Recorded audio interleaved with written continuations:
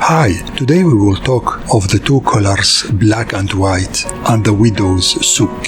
Although it bears an unusual name, the widow's souk represents a board layer of Iraqi society, a category that continues to grow over the years and centuries. With the several wars that Iraq has lived through, the number of deaths increases, and of course, the number of widows which rises, according to official censuses, to millions. One can easily see this phenomenon in the daily scenes of the city and the queues of widows who ask for humanitarian support.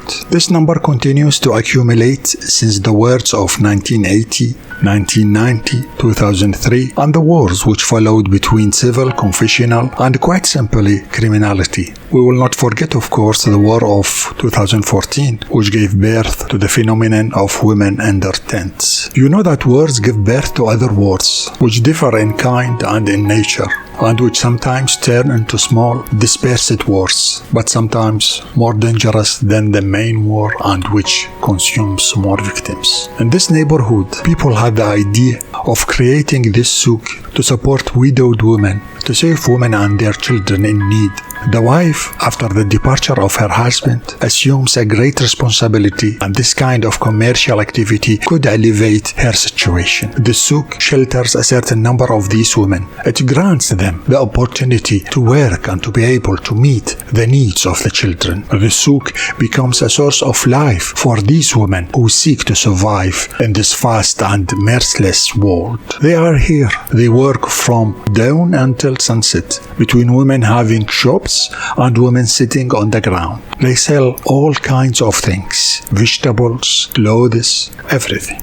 In this souk, a widowed woman's shop attracts my attention by the colors it represents and its meaning. In this shop, there are two dominant colors, black and white. Two colors that represent life, white, and death, black, mourning and happiness. In her shop, she who wears black, like the majority of souk women, is surrounded by her newlywed dresses. She, with her blackness, is at the heart of the whiteness of the dresses of the new brides. Her position makes a harmony of colors, black and white, but also a harmony between mourning and feast, between misfortune and happiness, as if she wanted to convey a message saying that life and death, the one completes the other, but also happiness and unhappiness. Without knowing unhappiness, we will not know happiness, and without black, there would be no white.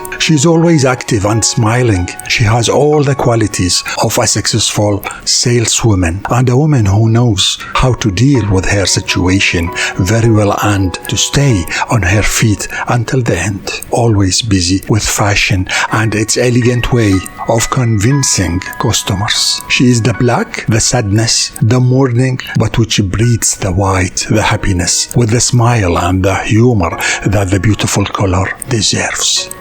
Evening is failing. I must come home. The curfew will begin. I bought something from this little souk, the last contact with the world of devastated women, with the black world, but bravely struggling to make life beautiful and white. I arrive at the taxi stand. The driver calls, last passenger, and I got on quickly. What good luck. I was the last to complete the number of passengers sufficient to start the car and leave. I'm glad to feel that I was the person who brought relief to those passengers who waited for me to finally be able to leave and come back home. Darkness, the obscurity of night fails. The shortage of electricity makes the white colors of the cars shine and sometimes makes my eyes close. There is also white color shining from a few windows before lowering the curtain of darkness. The driver turned on the car's lamp to collect money. The interior light fills up and the sudden whiteness blocked the view of the outside while making the interior shine.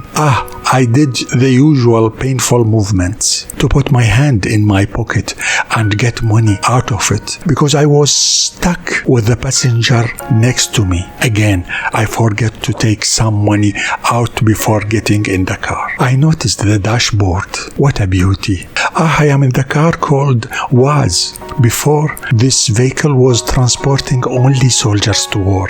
It was the number one war car, but today it is number one to transport civilians. After the 2003 war, they were between looted and sold to the people. And since then, and even before, these cars have become the most popular and convenient way of collective taxi in Iraq. Once the money collected by the driver, he turned off the lamp, and the internal darkness, shed light on the surrounding of the vehicle. And I began to rejoice to look at the outside view, the looking forward to people rushing home, fast cars overtaking us quickly, in which people seem to mind what they hear on the radio. The city is about to take the evening break and to sleep.